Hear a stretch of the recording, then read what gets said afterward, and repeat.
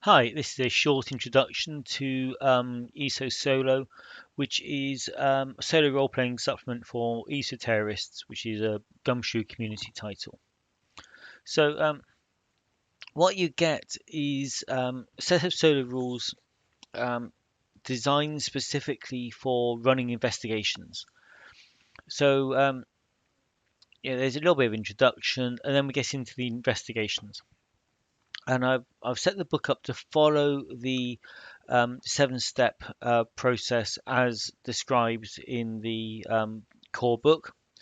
But we really jump in at the third point because the case evaluation and deployment really happens before you start playing.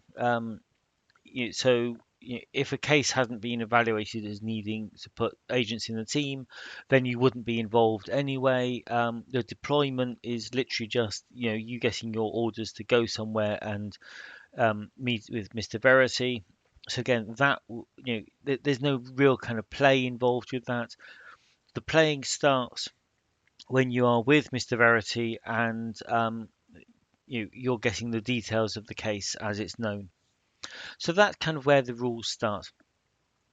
And I've got these two little tables, kind of inspired by the pip system. I've borrowed that idea because I really liked it. Um, and so what you do is you're kind of rolling on these two tables, and you join the two halves together. So you might get like subjects of total amnesia and do not remember their past, and they have been drawn into a cult or non-mainstream religion. And you kind of bolt those together, and that's the kind of the things that kind of brought this to the OV's attention.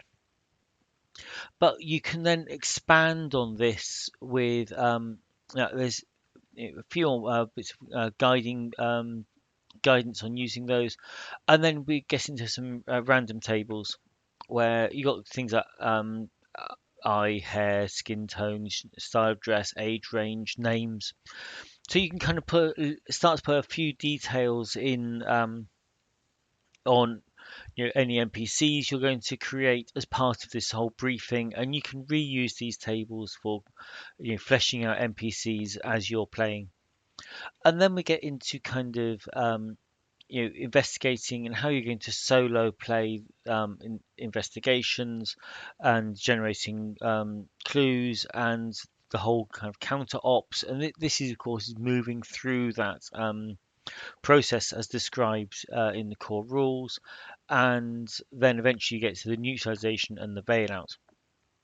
Now, there weren't any random tables or things in there because they will mostly be working off the uh, oracle questions. You'll say use an investigative skill, maybe you'll do something forensic, and then you want to know, okay, you've looked for blood samples. Were there any blood samples? Your investigative skills, if you've got the skill, will show you any if there are any. Then you'll use the oracle question to work out whether there were any blood samples there for you to find. And it's a very basic, D6 oracle for the yes/no questions, and it's explained how the different answers work. And then there's kind of dealing with the ODE activities and NPCs and such like. And then we get some complex question oracles, which again work two halves, join them together uh, join them together to get some kind of meaning, such as you know here. Some of these I've recycled from that's from an OSR book, and some of the others are from uh, again the PIP system, which is I quite like these at the moment, so I'm reusing them. And then you got a last bit on case notes and creating case notes for an investigation and about revising your theory as you go. And then some more random tables. These are outer dark entities, and I've split them into three classes: humanoids, monstrous, and the bodiless. And as you have been investigating, if you're finding footprints, then it's going to likely to be humanoid. If you haven't, it could be one of the others. So as you're theorizing, what you're actually up against, you can choose which column to work on. You could, of course, i- if this information was going to be in the briefing, then as part of the briefing, you could literally roll a kind of decide 1 to 2, 3 to 4, 5 to 6, which column, roll it, and then include what the actual entity is in your briefing, um, if that's what you wanted to do. Um, and then there's a little bit on the last thoughts, and that's it. Uh, I've referenced the case all the way through, and then there's a little summary of what actually happened in the end of the last thoughts there. So yeah, that's the rules. So 24 real pages if you exclude the cover.